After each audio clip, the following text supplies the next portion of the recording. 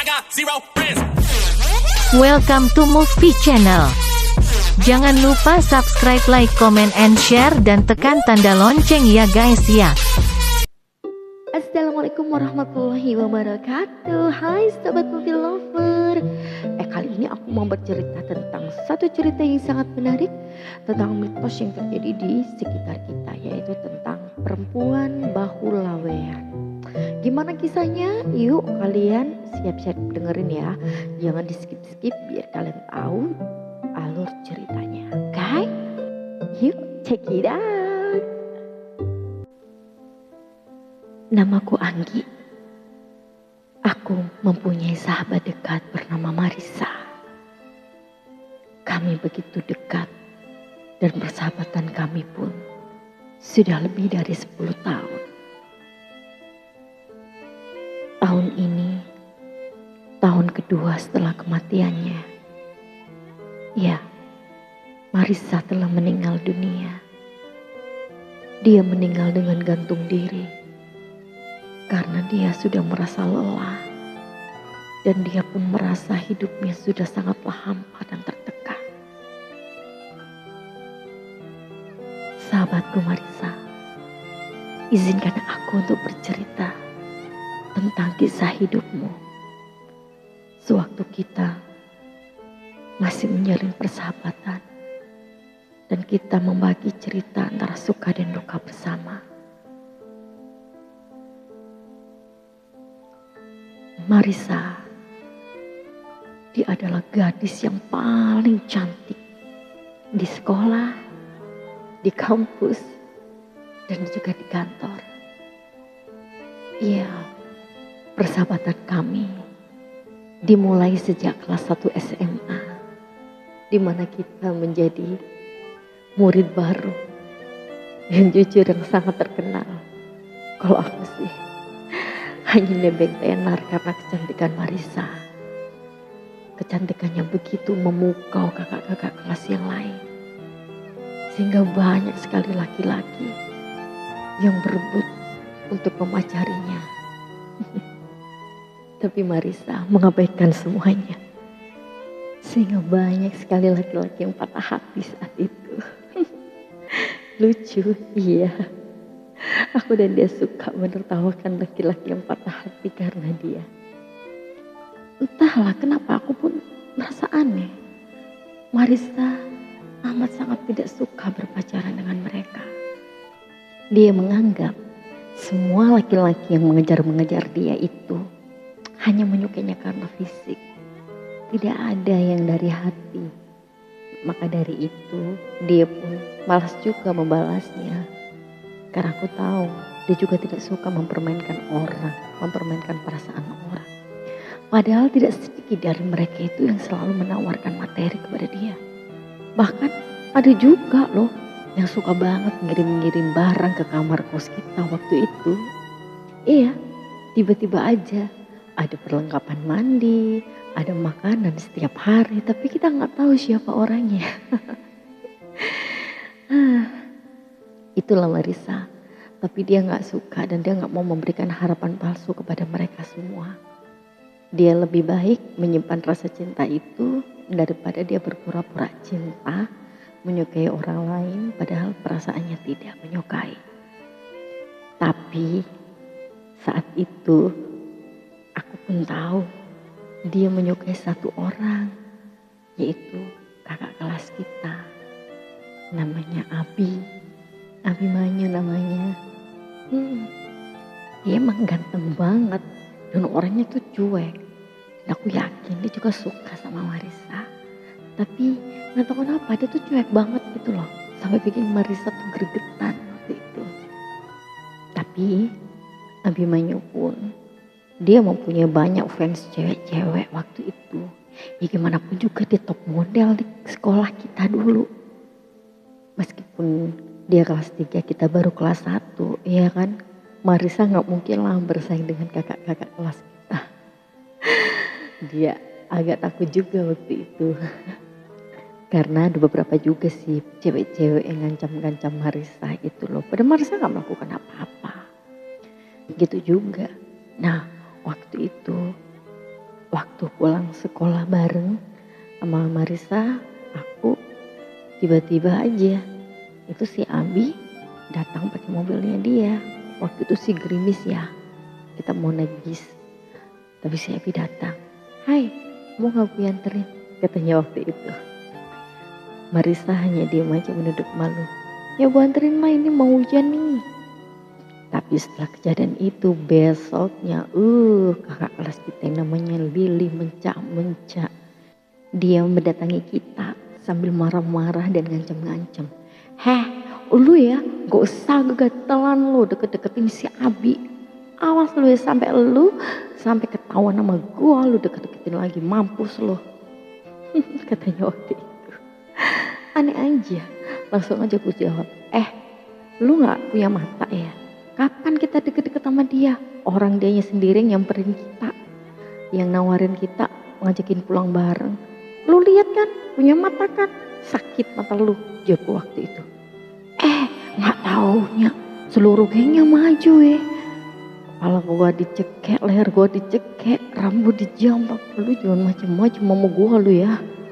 Jawabnya kali itu, "Ini peringatan pertama." Katanya lagi, buset. Gua mau Marisa, ya ketakutan lah. Satu, kita anak baru, ya kan. Yang kedua, kalau banyak juga anjir.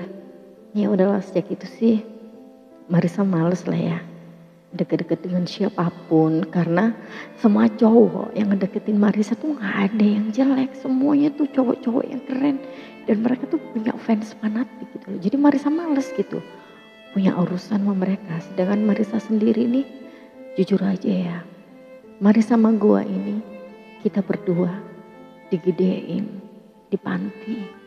Kita gak ada orang tua yang backup kita gak punya orang tua yang kaya kayak mereka. Jadi ya udahlah ya, kita lebih memilih minggir aja gitu. Tapi anehnya cowok-cowok itu pada gak ada malu gitu, pada ngedeketin semua. Mereka tuh gak mempedulikan perasaan kita, ketakutan kita kayak mana gitu. Tapi ada sih satu cowok ya, dia tuh kekeh banget gitu loh. Kekeh banget memperjuangkan cinta dia ke Marisa. Namanya Krishna waktu itu. Dia tuh ngedeketin Marisa tuh sampai gak peduli gitu sama cowok-cowok yang berebutan itu. Dia tuh ngirimin Marisa bunga lah, kue lah, makanan lah, apa aja dikirimin. Sampai Marisa tuh gak enak sendiri gitu kan, dikasih-kasih barang-barang sama Krishna gitu.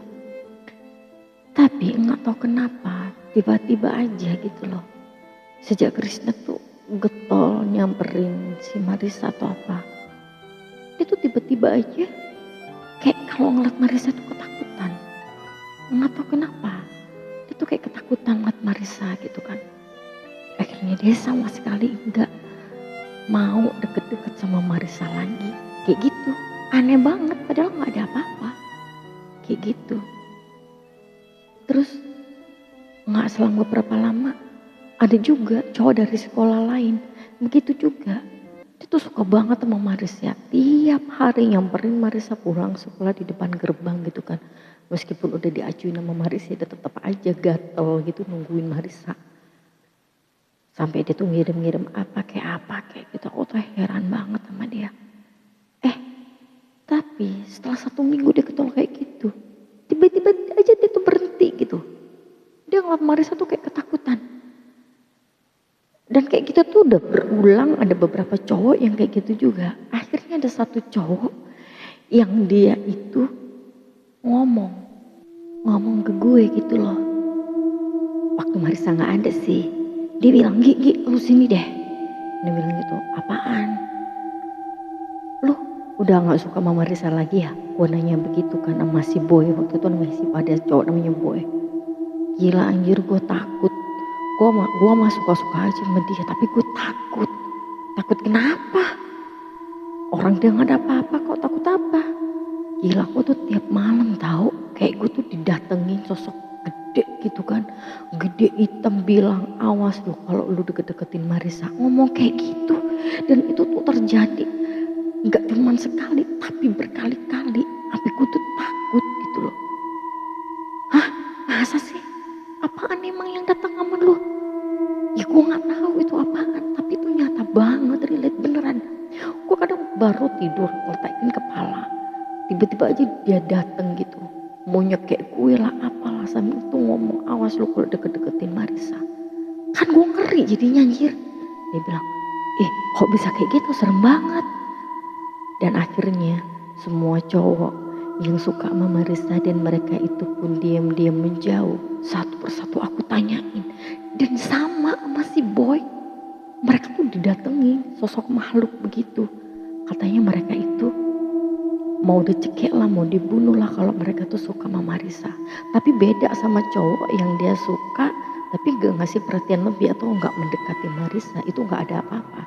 Tapi kalau dengan cowok yang dia itu mendekati getol, makhluk itu tuh ada gitu loh, nyamperin mereka.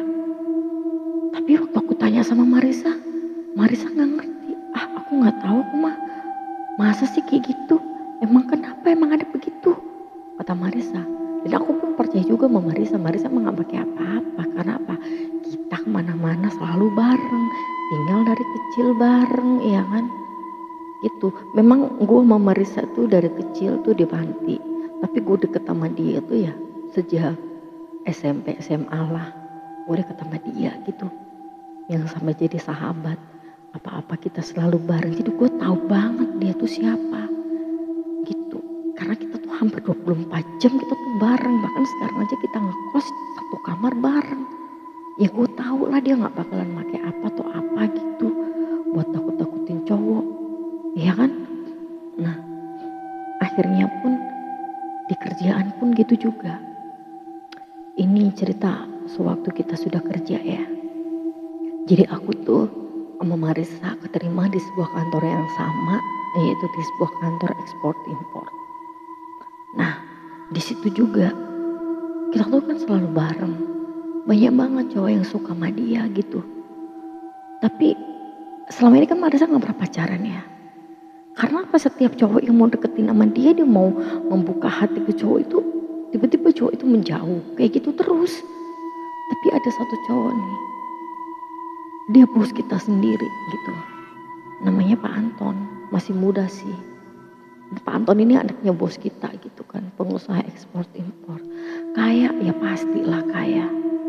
Waktu itu Pak Anton tuh udah ditentang sebenarnya pernikahannya sama Marissa. Cuman karena Pak Anton tuh kekeh gitu kan, akhirnya ya orang tuanya pun menerima gitu. Karena yang ngeliat Marissa tuh cantik, baik, sopan banget anaknya gitu kan. Dinikahilah Marissa, nikah sama dia Pak Anton. Nggak pakai pacaran. Jadi Pak Anton bilang aja dia langsung udah suka, pengen jalan gitu kan.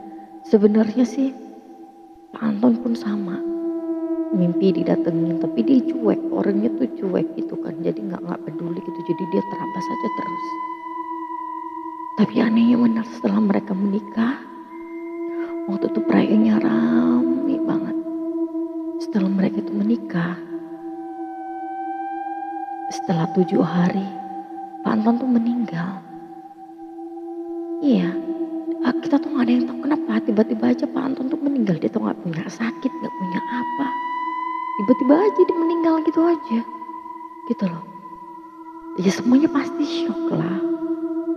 Kita semua tuh gak tahu gitu kan, ada apa kok tiba-tiba Pak Anton meninggal. Marissa pun gak tahu, sampai keluarganya pun kok bisa gitu kan.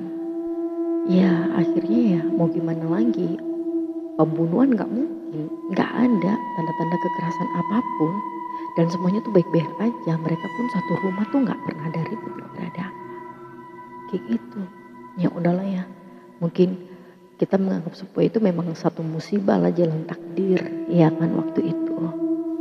Sejak ini pertama kali lah aku ngelihat Marissa tuh patah hati. Iya benar-benar patah hati gitu. Karena apa? Baru pertama kali ini dia melabuhkan hati benar-benar ke satu lelaki, itu Pak Anton. Tapi hanya 1 minggu loh dia jadi suami, terus dia meninggal gitu. Meninggalnya pun gak tahu penyebabnya apa. Kayak gitu. Meninggalnya tuh pagi hari aja, dia waktu bangun gak bangun-bangun, dibangunin itu gak bangun-bangun. Ya itulah dia meninggalnya karena itu. Setelah kejadian itu pun aku lihat Marissa tuh sangat amat terpukul dan amat sangat patah hati. tuh sampai menutup diri di kamar, diem aja. Aku yang jadi sahabatnya tuh ngelihat itu kayak, ya Tuhan, dia tuh tertekan sekali, kasihan banget ngeliat ini. Gitu loh. Sampai akhirnya pun dia sudah mulai membuka diri ya, melupakan perlahan-lahan kayak gitu masa lalunya. Sampai 3 tahun berlalu semenjak kematian dari Pak Anton. Dan akhirnya ada satu lagi cowok gitu. Karena kan kita tuh perusahaan ekspor impor, ya kan. Jadi tuh kita tuh sering lah berhubungan dengan pejabat kayak begitu-begitu kan. Sama anggota-anggota gitu kan, kita sering gitu kan berhubungan dengan mereka. Nah waktu itu Marissa sudah punya perusahaan sendiri.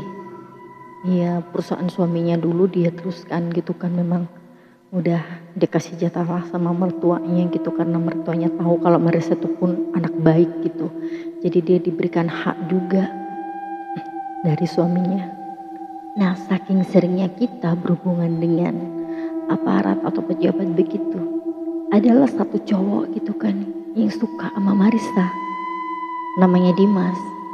Dia salah satu pejabat ya di instansi khusus lah kayak begitu. Dia tuh suka banget sama Marissa. Iya kan. Sebenarnya mungkin karena dia pejabat ya, jadi dia itu mungkin punya lah guru spiritual atau apa kayak begitu. Sebenarnya dia tahu kalau Marissa itu ada sesuatu di diri Marissa, tapi mungkin karena rasa cintanya yang begitu besar dia nggak mempedulikan semua itu gitu loh. Akhirnya dia pun menikahlah sama Marissa. Gitu. Marissa pun menyetujui, akhirnya mereka menikah. Tapi seperti kejadian yang pernah terjadi di masa lalu gitu. Setelah 7 hari pun Mas Dimas meninggal dunia.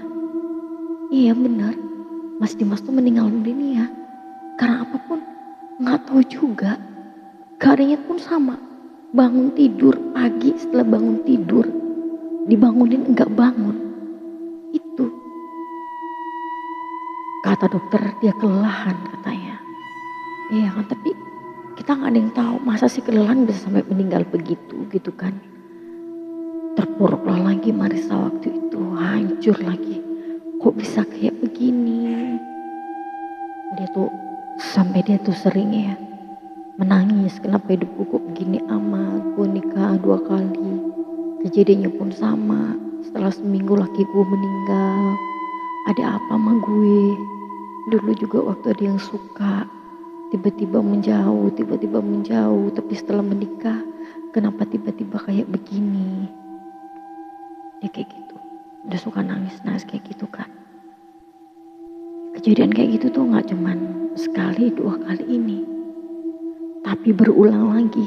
Setelah beberapa tahun dia mencoba, gak ada apa-apa sama gue, gak ada apa-apa sama gue juga gak pernah belajar ilmu aneh-aneh gitu kan, ini hanya takdir, sampai akhirnya dia menikah yang ketiga kali gitu kan, sama anaknya konglomerat. Dan alhamdulillah tuh jodoh dia tuh gak ada yang jelek, sumpah gak ada yang jelek, bibitnya keren semuanya, ganteng, tajir, gila. Tapi kenapa nasibnya sama semua kayak begini? Begitupun juga dengan pernikahan yang ketiga gitu loh. Dengan pernikahan yang ketiga ini, dengan anaknya konglomerat ini, namanya Angga. Sama, 7 hari setelah menikah itu, dia meninggal juga gitu loh.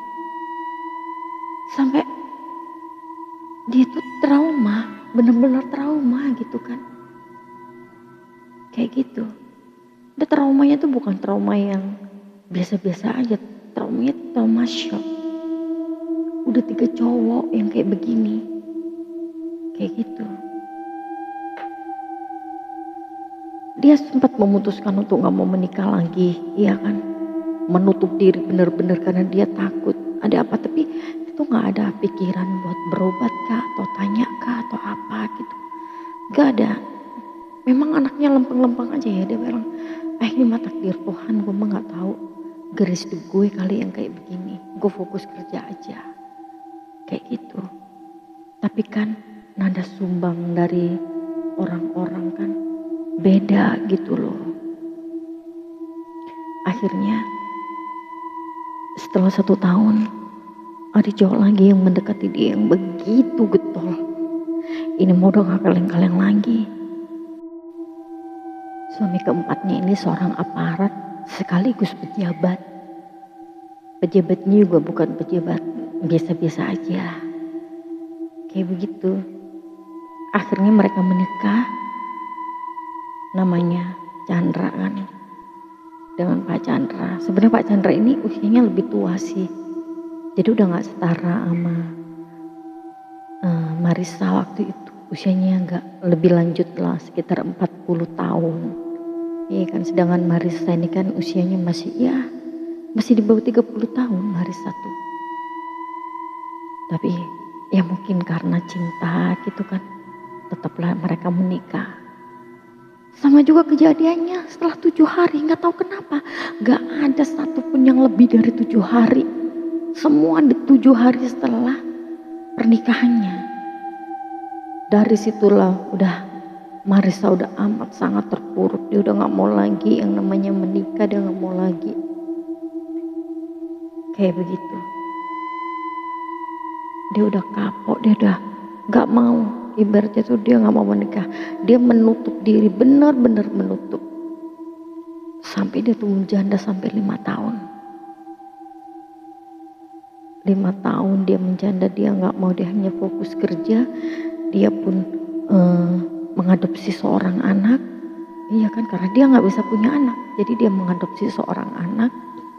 Hingga 1 hari lah kita mengadakan reuni SMA. Waktu itu bukan cuma 1 kelas ya, tapi dari mulai kelas 1 sampai kelas 3 gitu. Nah, disitulah dia ketemu lagi dengan Abimanyu, cinta pertamanya. Iya, namanya juga udah menjanda 5 tahun, ya kan udah lama gitu kan. Apalagi dia tuh belum, ibaratnya tuh belum sempat mencintai suami sepenuh hati, udah meninggal. Kayak gitu terus selama ini gitu kan. Jadi dia itu mencintai dengan trauma. Sampai akhirnya ketemulah dia dengan Abimanyu. Abimanyu ini kan anak seorang ustadz. Iya kan. Anak seorang ustadz. Akhirnya mungkin dia tuh merasa ya, karena Abimanyu pun dia juga jadi ustadz waktu itu, tapi dia pun belum menikah. Dan waktu itu kayaknya mereka tuh cinta lama bersemi kembali gitu kan. Waktu itu ada Lili juga, tapi Lili sudah menikah, udah punya anak dan lalala sebenarnya udahlah, pokoknya semua udah pada nikah aja ceritanya.